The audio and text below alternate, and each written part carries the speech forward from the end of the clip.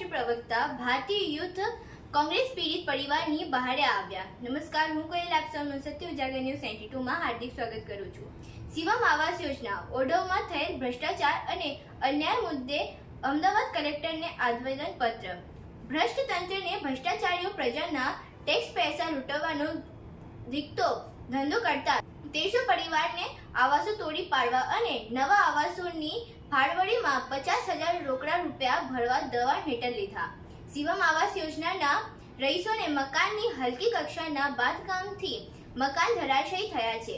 બહાના હેઠળ અન્ય મળ્યા ત્યાં અધિકારીઓની પોલ છતી ન થાય એટલે આવાસો પાડીને રિનોવેશનના નામે આવાસો તોડી પાડવામાં આવ્યા। જ્યાં સુધી આવાસો ન બને ત્યાં સુધી ભાડે રહો, ભાડું કોર્પોરેશન આપશે। હજુ સુધી ચૂકવણી કરી નથી। ભ્રષ્ટાચારીઓનો ઉત્તમ નમૂનો એટલે અમદાવાદ ખાતે શિવમ આવાસ યોજના। રસ્તે રખડતા ગરીબો પરિવારોની સરકારને આજીજી કરવી પડે।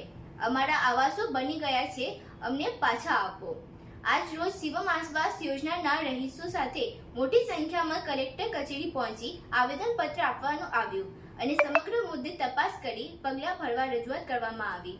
શિવમ આવાસ યોજનામાં થયેલ ભ્રષ્ટાચાર અને અન્યાય મુદ્દે જો ત્વરિત અને યોગ્ય પગલાં ભરવામાં નહીં આવે તો મુખ્યમંત્રીને રજૂઆત કરવામાં ગાંધીનગર જઈશું તથા આગામી વિધાનસભા સત્રમાં શિવમ આવાસ યોજનાના 1300 જેટલા પરિવારો સાથે વિધાનસભા ઘેરાવ કરતા મજબૂર બનીશું।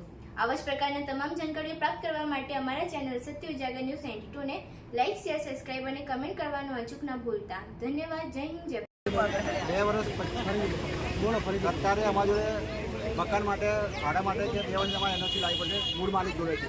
અમે પારા પટેલની વાળા છીએ।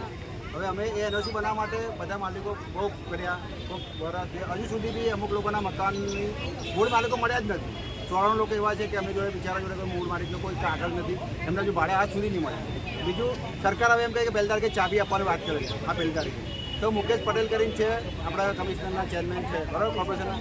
હવે એમ ચાવી આપવાની, જે લોકો અમુક લોકો છે એમના મળેથી આવો લોકો કે જે ડિમાન્ડ ડ્રાફ્ટ ભર્યું છે 12,500, હવે એ લોકોનું સન્માન કરીને એ લોકો ચાવી આપવાના છે।